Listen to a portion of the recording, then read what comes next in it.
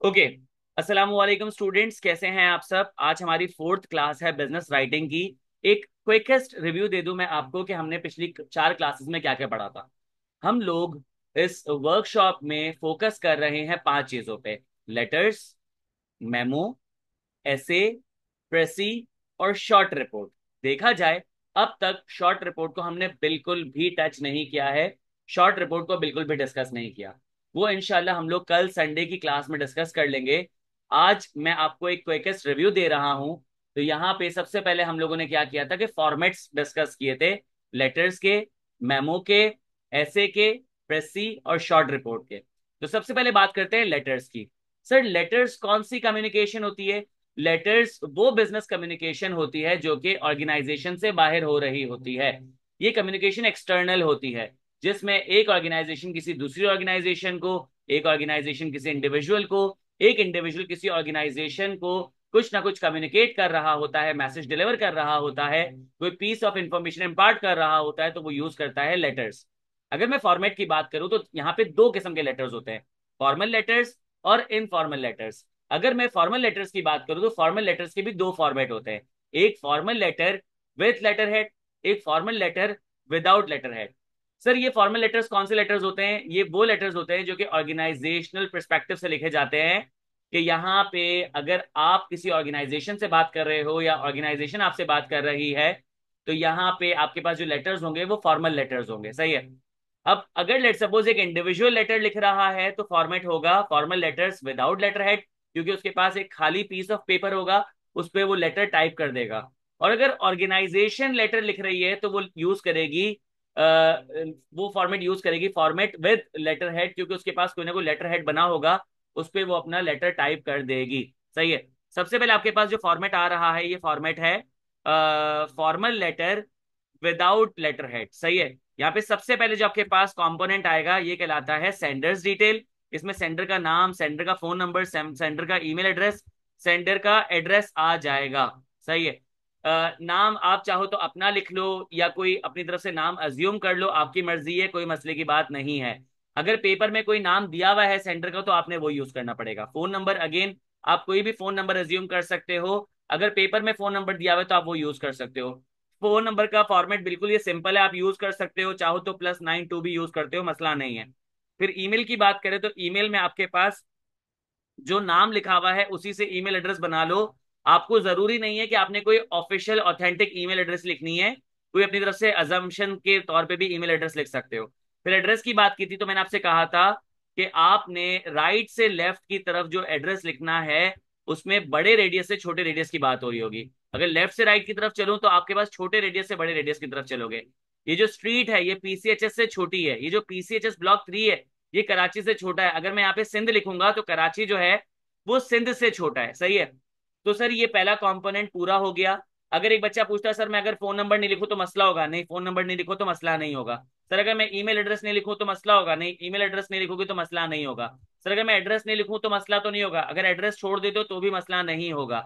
ये चीजें आप इसलिए लिख रहे होते हो कि सामने वाला बंदा आपसे कांटेक्ट कर पाए, कि अगर उसको फोन करना है तो फोन कर ले, अगर उसको ईमेल करना है तो वो ईमेल कर ले, अगर आपको लेटर भेजना चाहे तो लेटर भेज सकता है। एड्रेस का भी बहुत सारे पर्पसेस होते हैं कि अगर लेट सपोज उसको ये पता करना है कि बंदा किस एरिया से बिलोंग करता है तो एड्रेस हेल्प कर देगा। सही है। आपका पहला कंपोनेंट पूरा हो गया। मैंने आपको बताया था कि गोल्डन रूल में ये होता है कि हर कंपोनेंट के बाद एक लाइन का गैप आता है ताकि आपके कंटेंट में क्लैरिटी आ जाए। एक कंपोनेंट पूरा हो गया, एक लाइन का गैप आ गया। दूसरा कंपोनेंट पूरा हो गया, एक लाइन का गैप आ गया। तीसरा कंपोनेंट पूरा हो गया, एक लाइन का गैप आ गया। चौथा कंपोनेंट पूरा हो गया, एक लाइन का गैप आ गया। तो यहाँ पे हर कंपोनेंट के बाद एक लाइन का गैप आएगा। दूसरा मैंने आपसे कहा था कि हर चीज एक्सट्रीम लेफ्ट से शुरू होगी। देखो ये भी लेफ्ट से शुरू हो रही है, लेफ्ट लेफ्ट लेफ्ट, हर चीज लेफ्ट से शुरू हो रही है। कोई भी चीज सेंटर से या फिर आपके पास राइट साइड से शुरू नहीं होगी। सही है। अब आपके पास पहला कंपोनेंट हो गया, दूसरा कंपोनेंट है डेट। सर डेट का फॉर्मेट क्या है। ये ब्रिटिश फॉर्मेट होता है जिसमें आपके पास होता है D D space M M M M space Y Y Y Y. D D का मतलब होता है 2 डिजिट में date. M M M M का मतलब होता है कि कंप्लीट मंथ, और उसमें जो पहला लेटर होगा वो होगा कैप्स में, बाकी सब स्मॉल में होगा।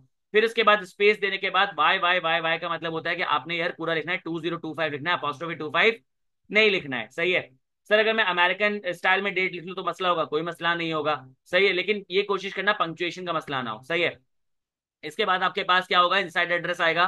इनसाइड एड्रेस में रिसीवर की डिटेल आती है, रिसीवर का नाम, उसकी डेजिग्नेशन, उसकी ऑर्गेनाइजेशन का नाम और एड्रेस। एड्रेस मैंने आपको बताया था कि आपने क्या करना है, हॉरिजॉन्टली स्ट्रेच नहीं करना, बल्कि आप उसको 3 हिस्सों में तोड़ सकते हो। सही है, कि लेट सपोज यहाँ पे फर्स्ट फ्लोर करने के बाद आपको लग रहा है कि अब ये जो ट्रिपल Z बिल्डिंग है ये आगे लिखना मुनासिब नहीं होगा, तो आप उसको नीचे उतार दो। शारा फैसल के बाद यू फेल्ट लाइक या कराची अब आगे लिखना मुनासिब नहीं होगा, उसको नीचे उतार दो। तो इस तरीके से क्या किया आपने, इसको 3 लाइनों में तोड़ दिया। फिर आपके पास जो अगला कंपोनेंट आ रहा है वो सब्जेक्ट लाइन। सब्जेक्ट लाइन में सब्जेक्ट लिखना जरूरी है नहीं, क्योंकि जब आपने एक लाइन को बोल्ड किया हुआ है इट शोज कि ये सब्जेक्ट लाइन है। सही है। इसके बाद एक लाइन का गैप आएगा सैल्यूटेशन। सैल्यूटेशन में आप जो है ना डेयर मिस्टर XYZ लिख सकते हो, डेयर मिस XYZ लिख सकते हो, डेयर मिसेस XYZ लिख सकते हो, डेयर सर XYZ लिख सकते हो, डेयर मैडम XYZ लिख सकते हो। ये डिपेंड करता है कि आपका रिलेशन क्या है रिसीवर के साथ। फिर पहला पैराग्राफ होगा रेफरेंस प्लस पर्पस, मैं किस रेफरेंस से लेटर लिख रहा हूं और मेरे लिखने का पर्पस क्या है। सही है, अगर मैं जॉब के लिए अप्लाई कर रहा हूं तो मुझे कहीं ना कहीं से तो जॉब के बारे में पता चला होगा, तो रेफरेंस। मैं जॉब के लिए अप्लाई कर रहा हूं, ये क्या है, पर्पस। मैं जो है वो शिकायत करना चाह रहा हूं कि आपके बंदे ने मुझसे बदतमीजी की थी, तो पहले मैं रेफरेंस दूंगा बदतमीजी का, उसके बाद मैं जो शिकायत करूंगा वो हो जाएगा पर्पस। मैं जो है वो क्लेम लेटर लिख रहा हूँ कि मुझे रिफंड चाहिए, तो पहले मैं रेफरेंस दूंगा मैंने खरीदा क्या था और वो टूट गया है, और पर्पस लिखने का ये क्या है कि मुझे जो है वो रिफंड चाहिए। इसी तरीके से अगर मैं अप्रिशिएट करना चाह रहा हूं तो पहले मैं रेफरेंस दूंगा कि मैं किस चीज के लिए अप्रिशिएट कर रहा हूं, फिर मैं उसके बाद जो पर्पस होगा वो अप्रिसिएशन का पर्पस होगा। तो रेफरेंस प्लस पर्पस भी हो सकता है, पर्पस प्लस रेफरेंस भी हो सकता है। दूसरा जो पैराग्राफ उसमें डिटेल्स आएंगी, अब इसमें तुम जितनी डिटेल्स डाल दो ना कि क्यों अप्रिशिएट कर रहे हो, किस किस बात पे अप्रिशिएट कर रहे हो, जॉब के लिए अप्लाई कर रहे हो तो तुम्हारे अंदर क्या क्या खूबियां मौजूद है, अगर तुम क्लेम कर रहे हो तो तुम्हारे साथ क्या क्या मसला हो गया, अगर तुम कंप्लेन कर रहे हो तो तुम्हारे साथ क्या क्या इश्यू हो गया, अगर तुम सेल करना चाह रहे हो तो तुम्हारे प्रोडक्ट में क्या क्या फीचर मौजूद है, डिटेल को भर दो। तीसरा पैराग्राफ होगा फ्यूचर कोर्स ऑफ एक्शन, कि अब तुम रिसीवर से क्या चाहते हो, तुम रिसीवर से रिस्पॉन्स चाहते हो, तुम रिसीवर से रिफंड चाहते हो, तुम रिसीवर से रिप्लेसमेंट चाहते हो, तुम रिसीवर से अपॉलॉजी चाहते हो, तुम रिसीवर से अप्रिसिएशन चाहते हो, तुम रिसीवर से मुलाकात करना चाहते हो, तुम रिसीवर से जो उसका फोन नंबर चाहते हो, कुछ भी तुम चाहते हो तो फ्यूचर कोर्स ऑफ एक्शन में लिख देना। ठीक है। फिर आएगा योर्स सिंसेरली। योर्स सिंसेरली भी लिख सकते हैं, योर्स ओबीडियंटली भी लिख सकते हैं, योर्स ट्रूली भी लिख सकते हैं, योर्स जो है वो योर्स, हाँ, आप लिख सकते हो काइंड रिगार्ड भी लिख सकते हो, रिगार्ड भी लिख सकते हो, वार्म रिगार्ड भी लिख सकते हो, बेस्ट विशेस भी लिख सकते हो। ये डिपेंड करता है कि आपका रिलेशन क्या है रिसीवर के साथ। फिर उसके बाद आपका नाम आ जाएगा और सिग्नेचर आ जाएगा। सिग्नेचर पहले सिग्नेचर लिख दो बाद में नाम लिख दो तो मसला होगा नहीं। सही है। फिर इंक्लोजर में क्या होता है कि आप क्या अटैच कर रहे हो, आप सीवी अटैच कर रहे हो, आप जो है वो रिपोर्ट अटैच कर रहे हो, आपको इनवॉइस अटैच कर रहे हो, कोई एविडेंस अटैच कर रहे हो, तो यहाँ पे अटैचमेंट के तौर पे इंक्लोजर में लिखा आ जाएगा। यहाँ पे सीवी लगा रहे हो तो सीवी लिख देना, रिज्यूमे लगा रहे हो तो रिज्यूमे लिख देना, इनवॉइस लगा रहे हो तो इनवॉइस लिख देना, XYZ। सही है। इसके बाद अब जो formal letter with letterhead, इसमें बाकी तमाम चीजें सेकंड कंपोनेंट से लेकर सेकंड लास्ट कंपोनेंट तक आपके पास चीजें सब सेम रहेगी। बस आपके पास ये जो सिग्नेचर है और जो लेटर हेड है वो चेंज हो जाएगा। अब यहाँ पे सेंडर्स डिटेल में इंडिविजुअल की नहीं बल्कि ऑर्गेनाइजेशन की डिटेल आएगी। सही है। आप चाहो तो इसको थोड़ा सा ग्लोरीफाई कर सकते हो, आप चाहो तो इसको सादा खुशबू भी रख सकते हो। आप इसको सेंटर लाइन कर लो, आप इसको लेफ्ट लाइन कर लो, आप इसको यहाँ पे इस तरीके से कर लो, आप लोगो लगाओ ही नहीं। सही, आप लोगो हटा दो। सही, आप इसको जो है कोई और कलर दे दो। लेट सपोज आपने इसको कलर दे दिया ब्लू कलर दे दिया और आपने इसको इटैलिक कर दिया, आपकी मर्जी है, कोई टेंशन की बात नहीं है। सही है, ये लेटर हेड हो गया। इसके बाद वही आपके पास डेट आ जाएगी, इनसाइड एड्रेस, फिर सब्जेक्ट लाइन आ जाएगी, फिर सैल्यूटेशन आ जाएगा, फिर तीनों पैराग्राफ, फिर उसके बाद कॉम्प्लीमेंट्री क्लोजिंग।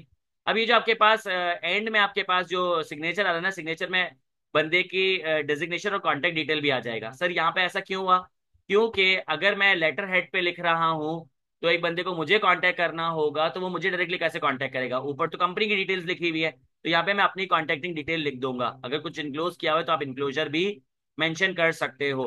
आई होप ये बात आपको समझ आ गई होगी। ये देखिए सैल्यूटेशन और कॉम्प्लीमेंट्री क्लोजिंग के कुछ रूल्स मैंने आपको बताए थे। सही है।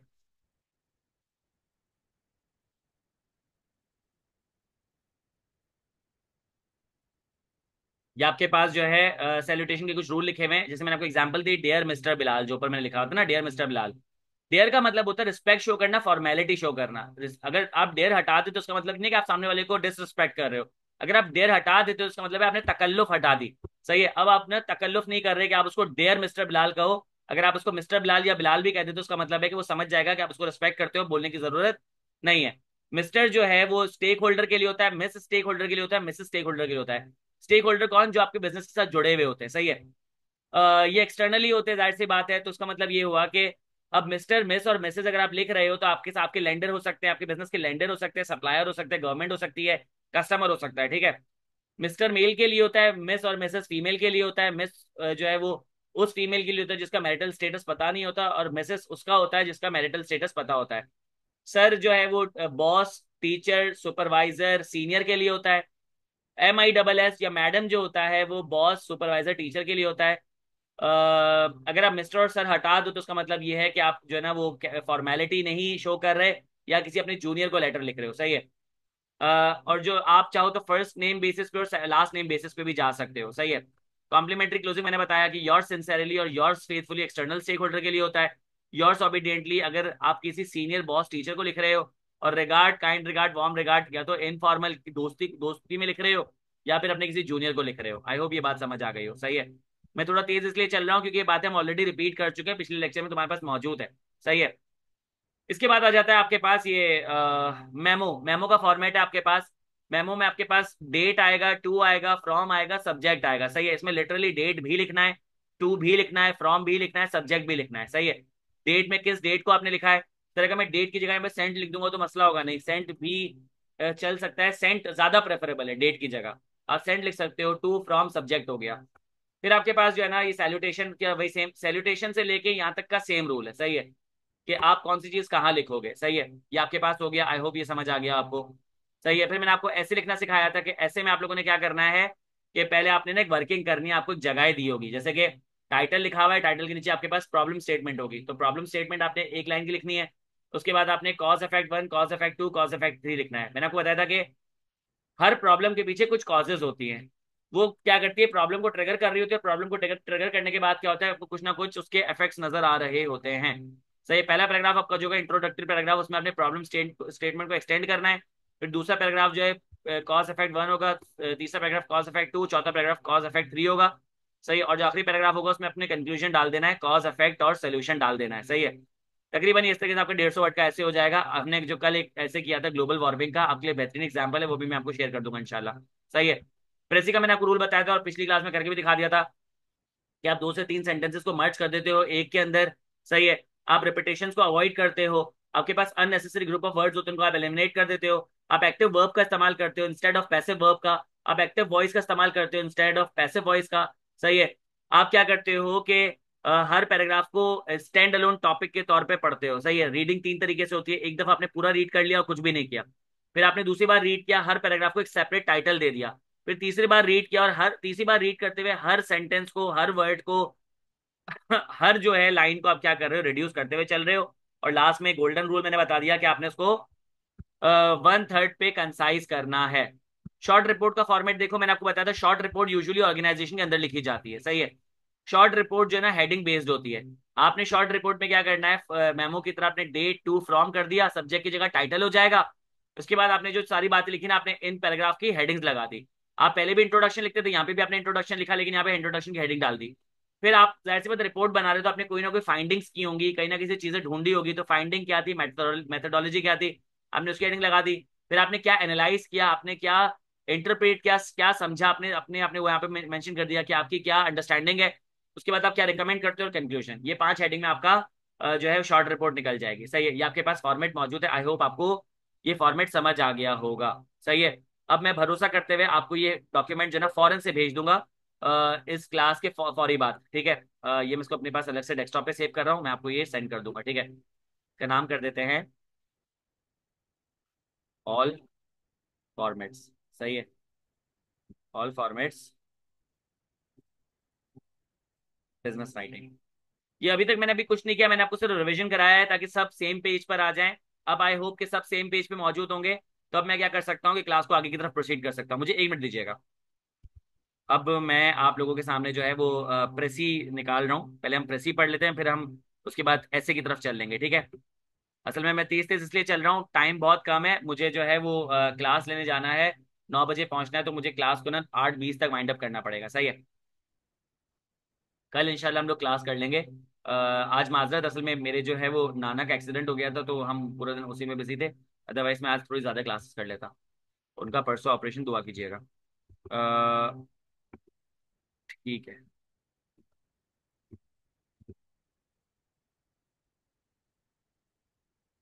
ठीक है। तो जो दानिश नमाज का ब्रेक मांग रहे हो ना, तो इंशाल्लाह मैं 8:20 पे क्लास खत्म कर दूंगा, तो नमाज पढ़ लीजिएगा, ठीक है। जजाकल्ला, थैंक यू सो मच। ये देखें, ये आपके पास एक डॉक्यूमेंट मौजूद है प्रेसी का, ये मैं आप लोगों को सेंड कर दूंगा, इसमें बहुत सारी प्रेसीज लिखी हुई है, सही है। ये आपके पास पहली प्रेसी लिखी हुई है, ये मैं अक्सर बच्चों को पढ़ा रहा होता हूँ। मेरे ख्याल से जो सिलानी के स्टूडेंट है उनके साथ तो मैंने बहुत डिटेल में डिस्कस की थी, सही है। तो उनके लिए थोड़ा सा रिपीटेटिव हो जाएगा। अगर वो चाहें तो अब वो क्लास छोड़ के जा सकते हैं, क्योंकि उनको भी जो है ना सिलाने वाली क्लास में पहुंचना होगा। तो अब जो है वो सिर्फ सीए के स्टूडेंट्स को देख लेगा, चाहे बैठना चाहे तो बी माई गेस्ट, कोई मसला नहीं है, टेंशन नहीं है, सही है। वरना आपके लिए रिपीटेटिव हो जाएगा, लेकिन अगर बैठना चाहते हो तो अच्छी बात है। वैसे भी तुम्हें मैंने तुम्हारी प्रेसी बता दी है कि तुम्हारे पास पैसेज जो आएगा वो आएगा टाइटन वाला सबमर्सिबल, जो कि इम्प्लोड हो गया था, सही है। अब यहाँ पे आपके पास जो है ये प्रेसी लिखी हुई है, ये पैसेज लिखा हुआ है, इसको आपने प्रिसाइज करना है। अब जो ऊपर रूल लिखे हुए ना, मैं क्या करूंगा कि इन रूल्स को फॉलो करते हुए मैं इस पैसेज को प्रिसाइज करूंगा, ठीक है। सबसे पहला रूल कि इसको इसको पूरा रीड कर लेते हैं, ठीक है। मैं इसको जल्दी से रीड कर रहा हूँ, सही है। Many people believe that science and religion are contrary to each other. लोगों को लगता है कि साइंस और रिलीजन एक दूसरे से अलग अलग है, but this notion is wrong. As a matter of fact both are complementary to each other. लेकिन ये चीज गलत है, क्योंकि दोनों एक दूसरे को कॉम्प्लीमेंट कर रहे होते हैं, साइंस और रिलीजन एक दूसरे को कॉम्प्लीमेंट कर रहे होते हैं, हेल्प आउट कर रहे होते हैं। The aim of both these institution is to explain different aspects of life, universe और ह्यूमन एग्जिस्टेंस। दोनों का जो पर्पस होता है वो ये बताना होता है कि हमारी जिंदगी का मकसद क्या है, यूनिवर्स क्यों और हम क्यों है इसमें, सही है। There is no doubt that the method of science and religion are different. ये बात तो माननी पड़ेगी कि दोनों के जो मेथड्स है वो अलग अलग है। The method of science is observation, experimentation and experience. Science takes its recourse to progressive march towards perfection. The rule of religion are faith, intuition, and spoken words of the enlightened in general, while science is inclined towards reason and rationality. Spiritualism is the essence of religion. कह रहा है कि जो method of science है उसमें observation, experimentation और experiences होते हैं। साइंस जो है वो प्रोग्रेसिव रास्ता की तरफ चलती है, और जो रिलीजन है वो फेथ, इंट्यूशन और कहे जाने वाले अल्फाज पे चल रहा होता है। साइंस जो है वो रीजंस पे चलता है, रैशनैलिटी पे चलता है, स्पिरिचुअल, और जो रिलीजन है वो स्पिरिचुअलिज्म पे चल रहा होता है। कह रहे कि in earlier times when man appeared on earth he was over odd eight the sight of violent and powerful aspect of nature. जब इंसान अर्थ पे आया तो उसने देखा कि हमारे अर्थ पे बहुत सारी जो है ना चीजें जो कि बहुत वायलेंट और पावरफुल किस्म की हैं, उनको देख के वो चौंक गया। कुछ केसेस में the usefulness of different natural objects of nature nature overwhelmed man. सही है, कुछ चीजों की तो यूजफुलनेस की वजह से इंसान जो ना बहुत ज्यादा ओवरवेल्म्ड हो गया था, जज्बाती हो गया था, सही है। Thus began the worship of forces of nature. तो उसने क्या किया कि इनको पूछना शुरू कर दिया, जैसे कि fire, sun, river, rock, trees, snake etcetera. Holy scriptures were written, जो है इनकी किताबें लिखनी जाने, सॉरी इनके जो ना इनके बारे में लिखा जाना शुरू कर दिया गया by those who developed harmony between external nature and their. जिन्होंने क्या किया कि एक हार्मनी डेवलप कर ली थी एक्सटर्नल नेचर और अपने अंदर। इनका जो पर्पस था इनोबल करना था, उठाना था, एलिवेट करना था, लिबरेट करना था, आजाद करना था इंसानी स्पिरिट को और माइंड को। लेकिन प्रीस्टली क्लास ने क्या किया कि मोनोपोली कर ली स्क्रिप्चरल नॉलेज की, और उसकी इंटरप्रिटेशन अपनी एडवांटेज के लिए यूज करना शुरू कर दी, और इंसानों को बेड़ियों में झड़क जकड़ लिया। Truth was flouted and progressive, liberal and truthful ideas and or ideas expressing doubt or skepticism were suppressed and their holders punished. जो सच को दबाना शुरू कर दिया गया, सही है, और जो स्केप्टिक आइडियाज रखते थे उनको पनिश करना शुरू कर दिया गया। इन ट्राइंग सर्कमस्टांसेस, इस इन मुश्किल वक्तों में साइंस जो है वो इंसान का जो है सेवियर बनकर आया। इसका रास्ता आसान नहीं था। साइंटिस्ट और फ्री थिंकर्स को टॉर्चर किया गया। जो फेट था कॉपरनिकस, गैलीलियो और ब्रूनो का, इनको भी जो है हर्ट किया गया, और अल्टीमेटली साइंस ने ग्राउंड जो है हासिल कर लिया, सही है। ये आपके पास 3 पैराग्राफ थे, एक दफा आप लोगों ने रीड कर लिया, मैं दूसरी बार की रीडिंग को स्किप कर रहा हूँ। और आपने देखा होगा कि मैंने ये जो रीडिंग की है ये मैंने 2 मिनट के अंदर की है। 52 पे मैंने रीडिंग शुरू की थी, 54 हो रहे हैं, सही है। अब मैं दूसरी रीडिंग को क्या कर रहा हूँ, इग्नोर कर रहा हूँ, अब मैं तीसरी रीडिंग की तरफ जा रहा हूँ। अब मैं यहाँ पढ़ता हूँ, many people believe that science and religion are contrary. बहुत सारे लोगों को लगता है साइंस और रिलीजन जो है वो कॉन्ट्ररी है। अब इसको क्या करता हूँ, मैं थोड़ा सा चेंज कर देता हूँ, सही है। मैं यहाँ पे देखूं तो मैं लिख सकता हूँ कि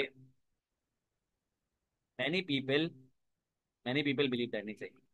मैनी पीपल बिलीव, ये क्या है आपके लिए अननेसेसरी वर्ड्स है भाई। सब बिलीव करते तो उसका मतलब है कि साइंस और रिलीजन कॉन्ट्ररी है। तो मैं कहूंगा science and religion are contrary to each other, सही है। But this notion is wrong. As a matter of fact both are complementary to each other. अब मैं अगर इस लाइन को पढ़ता हूँ ना, तो मुझे ऐसा फील होता है कि मैं इन दोनों को मर्ज कर सकता हूँ। मैंने कहा था ना कि 2 से 3 पैराग्राफ्स को आप मर्ज कर सकते हो, 2 से 3 सेंटेंसेस को आप मर्ज कर सकते हो। Science and religion are contrary to each other, मैं कहता हूं कि science and religion are not contrary, अलग अलग नहीं है। सही है, science and religion are not contrary to each other, but science and religion are not complement, not contrary, but complementary to each other. 2 sentences merge हो गए। अब देखिए यहाँ पे अगर मैं देखता हूँ कितने वर्ड्स है, 11 वर्ड्स हैं, और यहाँ मैं अगर देखता हूँ तो यहाँ पे मैंने 2 सेंटेंसेस को मिला दिया है तो 28, तो 28 को मैंने 11 कर दिया। Science and religion are not contrary but complementary to each other. नीचे क्या ऊपर क्या लिखा हुआ था? लिखा हुआ है कि बहुत से लोगों को लगता है साइंस और रिलीजन अलग अलग है, जबकि ऐसा नहीं है। साइंस और जो है रिलीजन जो कॉम्प्लीमेंट्री है। सही है, तो मैं कह सकता हूँ कि अब इसमें मैंने क्या करना है, जब इसको मैंने छोटा कर दिया, तो मैं क्या करूंगा, अब मैं वो यूज करूंगा, सिनोनिम्स यूज करूंगा। तो मैंने कहा science and religion are not opposite, contrary का क्या, are not opposite but complementary to each other ना। कॉम्प्लीमेंट्री का कह सकते हैं कि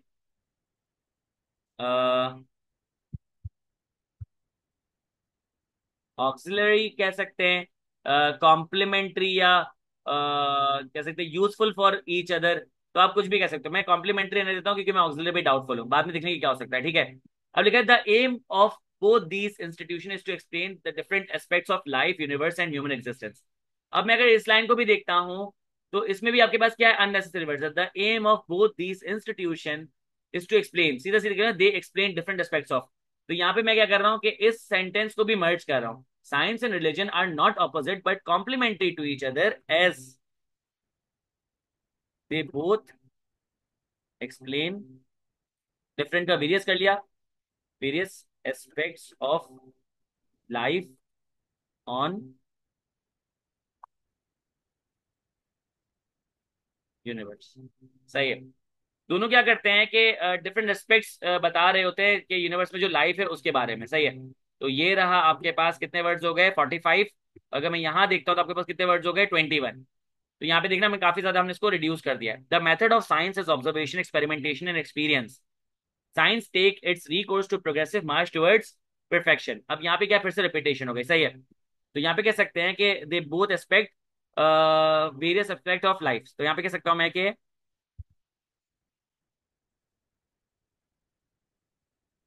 they both have they both have different methods as science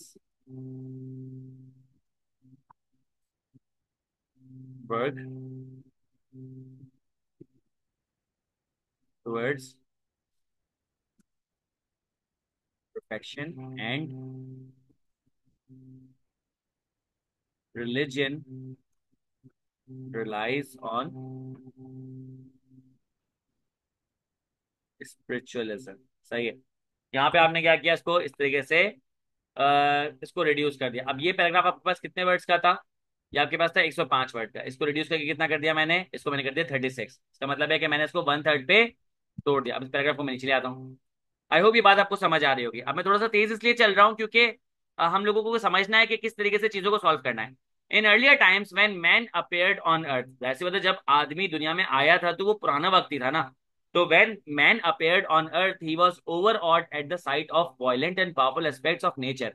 in certain cases the usefulness of different natural objects of nature overwhelmed man. अब बार बार repetition हो गई, ओवरवेल्म्ड का मतलब और ओवरऑड का मतलब सेम ही होता है। सही है, तो मैंने कहा कि when man appeared on earth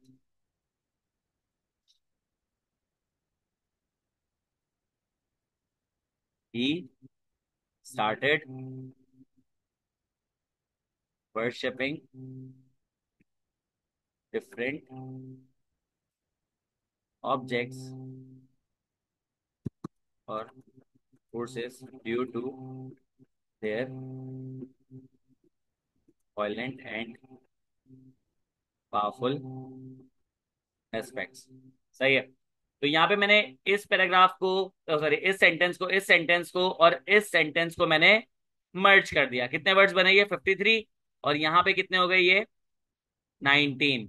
सही है। तो ये आपके पास हो गया, when man appeared on earth he started worshipping different objects और फोर्सेस एंड फोर्सेस कर लेते हैं, and forces due to their violent and powerful aspects. सही है। The holy scriptures were written by those who had developed harmony between external nature and their inner self. Their object was to ennoble, elevate, and liberate human mind and spirit. But priestly class took upon itself the monopoly of scriptural knowledge and interpretation to its own advantage. The entire human race was in chain. अब इन सारे paragraph को एक sentence में कोशिश करते हैं convert करने की, बल्कि दो सेंटेंस में कन्वर्ट होंगे। सही है। कोशिश करते हैं कि they started, नहीं, they wrote holy scriptures to ennoble, ennoble कह सकते हो, elevate कह सकते हो, ठीक है, to enhance कह सकते हो, enhance the importance of these objects in their body and mind। सही, एक ये हो गया। अब यहाँ पे लिखते हैं कैसे, later the ill-intended, intended की spelling है intent, intent, ill-intended, ill-intended, later the ill-intended people uh,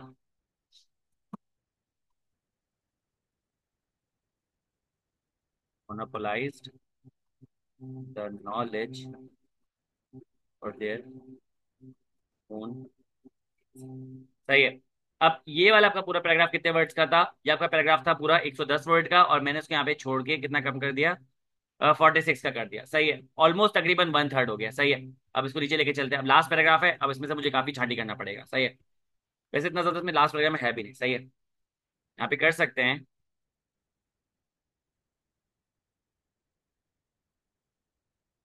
people of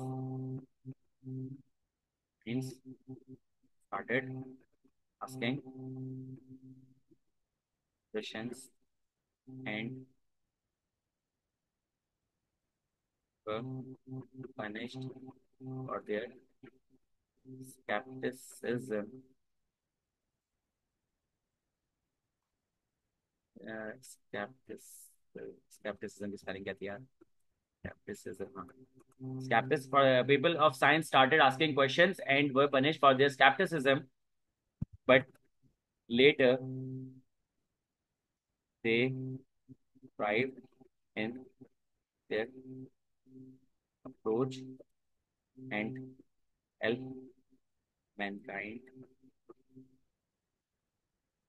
for the betterment of all। सही है। आखिरी वाले पैराग्राफ में बताया कि साइंस के लोग थे उनको क्या किया गया कि उनको जो है वो सप्रेस किया गया, और जो साइंस के लोग थे सवाल पूछना चाहिए उनके, उनको पनिश किया गया उनके स्केप्टिसिज्म की वजह से, लेकिन अल्टीमेटली वो थ्राइव किए और उसकी वजह से उनको फायदा हो गया। अभी कितने वर्ड्स हो गए आपके पास? अगर मैं यहाँ देखूं तो ये आपके पास हो गए 109 वर्ड। सही है। और यहाँ पे कितने वर्ड का ये था टोटल? 280 का था, 109 का हो गया, तकरीबन तकरीबन वन थर्ड हो गया। इसका मतलब है आपका काम हो गया। ठीक है। ये इस तरीके से आपने क्या करना है कि इसको रिड्यूस करना है, कंट्रोल एक्स, और यहाँ पे लेके चलता हूँ, और यहाँ पे आपके पास ऑलरेडी एक लिखा हुआ है, यहाँ पे कंट्रोल वी कर रहा हूँ। अभी दोनों रीड कर लो, दोनों रीड कर लो, आपको कोई ज्यादा इतना फर्क नजर नहीं आएगा। तो इस तरीके से हम लोगों ने एक और प्रेसी सॉल्व कर लिया। आई होप ये बात समझ आ गई। रीड कर लो इसको। तबरेज करेगा, कोई लाइन समझ नहीं आती है तो कोई मसले की बात नहीं। अगर कोई लाइन समझ नहीं आती है, आप क्या कर सकते हो, उसको स्किप कर सकते हो, दो लाइनों के अंदर मिला सकते हो, उतना टेंशन नहीं, इसको गायब कर सकते हो बीच में। सही है। आई होप ये आपको प्रेसी समझ आ गई होगी।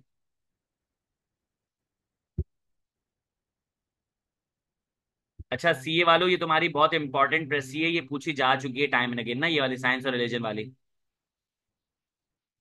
बाय द वे ये आपकी एक, ये ना टोटल आपके पास जो नंबर ऑफ प्रेसीज है ना, देखो ये आपके पास दो, सही है, ये दो हो गई, तीन हो गई, चार, सही है। इस तरीके से आपके पास ये टोटल मेरे ख्याल से कोई 6 या 7 प्रेसीज हैं। ये सारी जो ना बहुत इंपॉर्टेंट है, सही है। तो ये मैं आपको भेज दूंगा सीए वालों को, सही है। ये सारी बहुत इंपॉर्टेंट है, ये पढ़ लीजिएगा, सही है। ये टीम वर्क वाला बहुत इंपॉर्टेंट है, ये टीम वर्क वाला इंशाल्लाह मैं आपको करवाऊंगा, सही है। ये प्रेसी हो गई है। अब आगे बढ़ते हैं। मैं इसको जरा स्टॉप कर रहा हूँ रिकॉर्डिंग को, सॉरी स्क्रीन। बाद में पढ़ मुनाफ, बाद में पढ़ लेना, सही है। बाद में पढ़ लेना, सही है। आगे बढ़ते हैं, ऐसे की तरफ चलते हैं।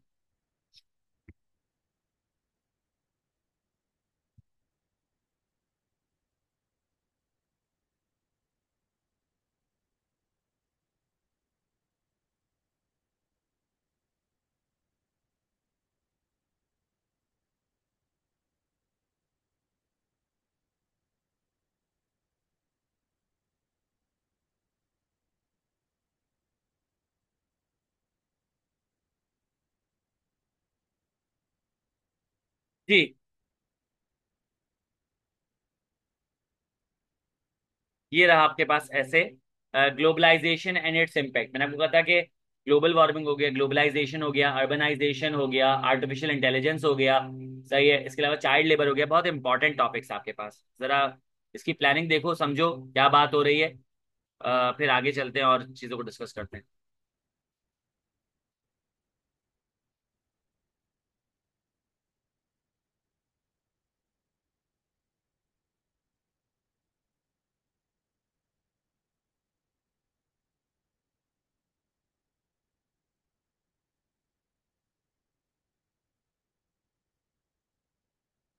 ये देख लें, ग्लोबलाइजेशन एंड इट्स इम्पैक्ट।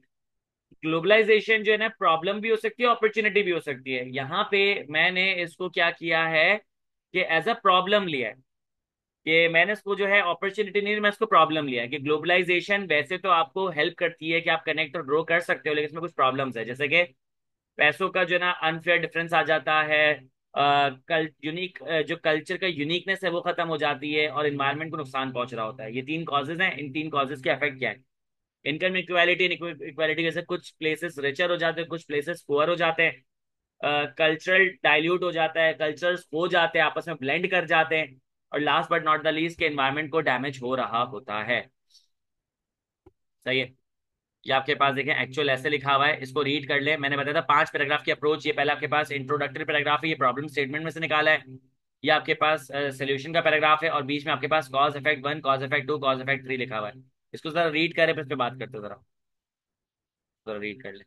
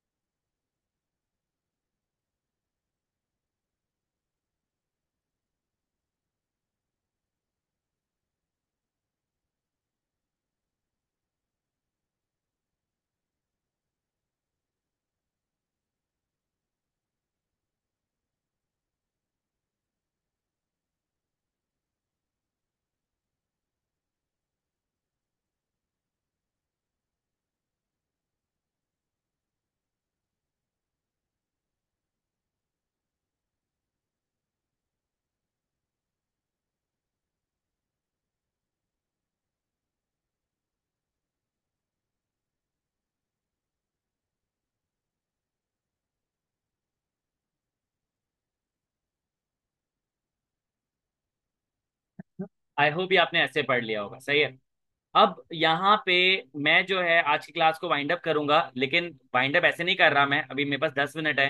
अब आपने सवालात पूछो, जो पिछले सवालात के मैंने जवाबात नहीं दिए, अब अपने सवालात पूछ लो। देखो मैंने आपको 2 ऐसे बता दिए, 2 प्रेसी करवा दी, कोई 3-4 लेटर हो गए, 3-4 मेमो हो गए पिछले 3 दिन के अंदर। मैंने आपको time and again format revise कराया है, अब एक शॉर्ट रिपोर्ट रह गई है। कल के पास कल का हमारा पूरा दिन मौजूद है, हम उसको यूटिलाइज कर सकते हैं। Now start asking question, problem क्या हो रही है। मुनाफ का सवाल ये है, मरियम मकी, मैं आपको इंपॉर्टेंट टॉपिक्स की लिस्ट दे दूंगा, सही है। मैं लिस्ट दे दूंगा आपको। आप लोग भी थोड़ा सा समझो यार, असल में ना दिन बहुत छोटा हो जाता है मेरे लिए ना। तो इंशाल्लाह मैं टाइम निकाल के आपको चीजें प्रोवाइड कर दूंगा, सही, बेफिक्र हो जाओ। इसके अलावा कोई सवाल। मुनाफ कह रहे हैं सर कॉज और इफेक्ट में कंफ्यूज हूं मैं। व्हाट्स द कंफ्यूजन, ये वर्ड्स सेल्फ एक्सप्लेनेटरी है, देखो। लेट सपोज मैं एक बात बताता हूँ। मेरा प्रॉब्लम ये है कि मेरी तैयारी नहीं है, सही है। मेरा प्रॉब्लम ये है कि मेरी तैयारी नहीं है। अब कॉजेस क्या होंगे। मैं टाइम पे पढ़ता नहीं हूँ, सही है। मैं गेम्स बहुत खेलता हूँ, मैं नेटफ्लिक्स पे टीवी सीरीज बहुत देखता हूँ, मैं क्लासेस मिस करता हूँ, मैं रिकॉर्डेड लेक्चर्स जमा कर रहा होता हूँ, ये कॉजेज है। अब इन यूनिक कॉजेज के यूनिक इफेक्ट्स होंगे, सुनो। मैं नेटफ्लिक्स बहुत देखता हूँ, इसका मतलब ये है कि मैं डिस्ट्रैक्टेड बहुत रहता हूँ, सही है। मैं गेम्स बहुत खेल रहा होता हूँ, तो मेरा पूरा फोकस गेम पे ही होता है, उसके अपडेट्स पर होता है, सही है। कॉज है उसका इफेक्ट, हर कॉज का यूनिक यूनिक इफेक्ट होगा, लेकिन हर कॉज किसमें क्या कर रहा है, कंट्रीब्यूट कर रहा है, प्रॉब्लम में कंट्रीब्यूट कर रहा है। अगर मैं रिकॉर्डेड लेक्चर जमा कर रहा हूँ तो एंड में क्या होगा, मैं पैनिक वाली सिचुएशन में आ जाऊंगा। एक कॉज ये है कि लेट सपोज मैं जो है वो क्लासेस नहीं लेता, मैं क्लासेस नहीं लेता, तो इफेक्ट ये होगा कि जब मैं बुक खोल के पढ़ूंगा तो मुझे कुछ भी समझ नहीं आ रहा होगा। तो हर कॉज का एक इफेक्ट होता है, लेकिन कॉज कंट्रीब्यूट कर रहा होता है प्रॉब्लम्स के अंदर, सही है। तो हमेशा याद रखना, पहले कॉजेज होते हैं, फिर प्रॉब्लम आती है, फिर इफेक्ट नजर आ रहे होते हैं, सही है। आई होप मुनाफ इस एग्जाम्पल से तुम्हें कुछ चीजें समझ आ गई होगी। हम जो कॉज लिखेंगे तो उससे रिलेटेड, देखो, तुम पता है मुझे लग रहा है तुम परेशान क्या हो रहे हो कि मैं बिल्कुल परफेक्ट कॉज लिखूं, उसका परफेक्ट इफेक्ट लिखूं। नहीं भाई, एक कॉजेस के 10 इफेक्ट हो सकते हैं, तुम्हें बस अपने कॉज को इफेक्ट के साथ जोड़ना है। अब ये कोई नहीं कह सकता कि तुमने जो कॉज के साथ इफेक्ट जोड़ा है ये कॉज के साथ इफेक्ट नहीं जा सकता, ऐसा कोई भी नहीं कहेगा। एक कॉज के साथ 10 इफेक्ट जा सकते हैं, 10 इफेक्ट के साथ एक कॉज जा सकता है, एक इफेक्ट के साथ 10 कॉजेस जा सकते हैं। ये तुमने उसमें जस्टिफाई करना है कि भाई मुझे ये कॉस्ट लग रहा है और इसका इफेक्ट ये है। भाई मैंने तुमसे कहा ना कि भाई मैं नेटफ्लिक्स देखता हूँ तो उसकी वजह से मैं डिस्ट्रैक्टेड रहता हूँ। डिस्ट्रैक्शन वाला इफेक्ट तो मैं गेम में भी डाल सकता हूँ, मैं जस्टिफाई कर दूं तो वो इफेक्ट बन जाएगा, सही है। आई होप ये बात समझ आ गई होगी। अच्छा, जैनुल आबिदीन कह रहे हैं रिसीवर एड्रेस में क्या, रिसीवर एड्रेस में क्या। हाँ देखो, ये अच्छा सवाल है तुम्हारा, मैं इसके लिए स्क्रीन शेयर करूंगा तुम लोगों के साथ, एक मिनट मुझे देना, एक मिनट मुझे देना। Jain, good question. देखो, यहाँ पे आपके पास, याद रखना कि नाम, phone number, email address, address के आगे कोई भी कॉमा नहीं था, डेट के आगे कोई कॉमा नहीं था, कोई डॉट नहीं था, रेफरेंस के आगे कोई कॉमा डॉट नहीं था, रिसीवर नाम, रिसीवर का डेजिग्नेशन, उसके ऑर्गेनाइजेशन के आगे, एड्रेस के आगे कोई कॉमा नहीं था, सही है। कॉमा जो ना सिर्फ सैल्यूटेशन के आगे और कॉम्प्लीमेंट्री क्लोजिंग के आगे। जो लेटर का अपना फॉर्मेट है ना, समझना इस चीज को। लेटर का जो अपना फॉर्मेट है ना उसमें कॉमा नहीं होता, सिर्फ दो जगह होता है, सैल्यूटेशन में और कॉम्प्लीमेंट्री क्लोजिंग में। सर अगर मैं यहां से कॉमा उड़ा दूंगा ना तो यहां से कॉमा चले जाएगा। अगर मैं यहाँ कॉमा लगाऊंगा, अब यहाँ पे कॉमा लगाऊंगा तो फिर मुझे यहाँ पे भी कॉमा लगाना पड़ेगा, सही है। तो इसका मतलब ये हुआ कि यहाँ पे IQ स्कूल ऑफ फाइनेंस के आगे कॉमा नहीं लगेगा, PCHS के आगे कॉमा नहीं लगेगा, क्योंकि मैंने आपको बताया कि इनका लेटर के अपने फॉर्मेट में कॉमा नहीं होता है, सिवाय सिर्फ उसके दो जगहों पे, कॉम्प्लीमेंट्री क्लोजिंग और जो है वो सैल्यूटेशन के आगे कॉमा होता है। हसन कह रहे प्रेसी का मतलब 1/3 करना, जी हसन, प्रेसी का मतलब 1/3 करना ही होता है। देखो दो चीजें, 1/3 या फिर जो एग्जामिनर ने आपको कहा हो। देखो एक प्रेसी, एक पैसेज है 600 वर्ड का, एग्जामिनर कह रहा है कि 120 वर्ड पे प्रेसाइज कर दो, तो तुमने 200 वर्ड पे प्रेसाइज नहीं करना, फिर तुमने 120 पे प्रेसाइज करना है। जो एग्जामिनर कह रहा है वो करो, अगर एग्जामिनर कुछ नहीं कह रहा तो जो रूल ऑफ थंब है वो करना है। ठीक हो गया हसन? ठीक है जीशान, ये हैंड आउट मिल जाएगा तुम्हें। सही हो गया। बात करें यानी सर हर वजह असरअंदाज जरूर होगी, कॉज और इफेक्ट कहलाता है। बिल्कुल सही कहा जीशान, बिल्कुल सही कहा। हसन तुम्हें तुम्हारे सवाल का जवाब मिल गया, जीशान तुम्हें तुम्हारे सवाल का जवाब मिल गया, मुनाफ तुम्हें तुम्हारे सवाल का जवाब मिल गया, जैनुल आबिदीन तुम्हें तुम्हारे सवाल का जवाब मिल गया, Fahad very good, good comment. सही है। रिकॉर्डिंग कब तक मिलेगी? इंशाल्लाह जैसे टाइम मिलेगा रिकॉर्डिंग भेज दूंगा, ठीक है। सर ये सब याद कुछ भी नहीं करना यार, ये तो सारी चीजें मैंने इतनी बार रिपीट कराई, तुम्हें लगता है तुम्हें कुछ याद करना पड़ेगा? कल की क्लास में भी रिपीट कराऊंगा, इतनी रिपीटेशन के बाद याद करने का जवाब बनता नहीं है दोस्तों। जीशान कह रहे CA कहाँ पढ़ाता हूँ मैं? IQ स्कूल ऑफ फाइनेंस में पढ़ाता हूँ। मैं जी जितने भी स्टूडेंट हमें ही भेज दें। हाँ मंडे को पेपर है, कोई टेंशन की बात नहीं है, कल का पूरा दिन पड़ा हुआ है, तुम आराम से कर सकते हो। आईटी भी इतना बड़ा थोड़ी कोई, सॉरी बीडब्ल्यूसी से इतना बड़ा पेपर तो नहीं कि मसला हो जाए, कल भी बैठ के पढ़ेंगे पूरा दिन, हो जाएगा इंशाल्लाह, कोई मसले की बात नहीं है। तुम लोगों को नहीं लगता कि जो 4 दिन पहले तुम लोग थे अब से काफी बेहतर हो गए हो, in terms of letter, in terms of memo, in terms of precis, in terms of ऐसे तुम लोगों को काफी बेहतर जो ना स्कोप मिल चुका है। कल इंशाल्लाह जो है थोड़ा सा और प्रैक्टिस कर लेंगे, कुछ और लेटर, कुछ और मेमो, कुछ और प्रेसी, शॉर्ट रिपोर्ट भी देख लेंगे, काफी बेहतर हो जाएगा। वो क्या तुम लोग करते रहो बस। सही है। चलें दोस्तों, अ,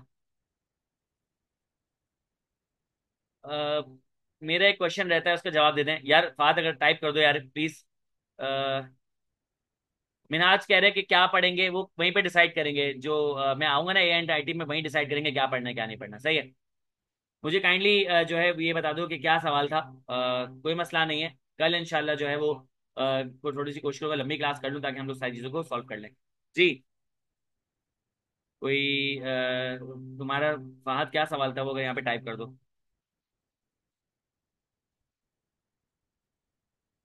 बात करें सर पैसेज टू प्रेसी करने में क्या वर्ड्स एक्सचेंज कर सकते हैं, आई मीन जो वर्ड लिखे हैं उनको सेकंड वही मीनिंग का, हाँ कर सकते हो। अगर मिल रहे हैं ना तो चेंज कर दो, नहीं मिल रहे तो इतना हार्ड एंड फास्ट नहीं है।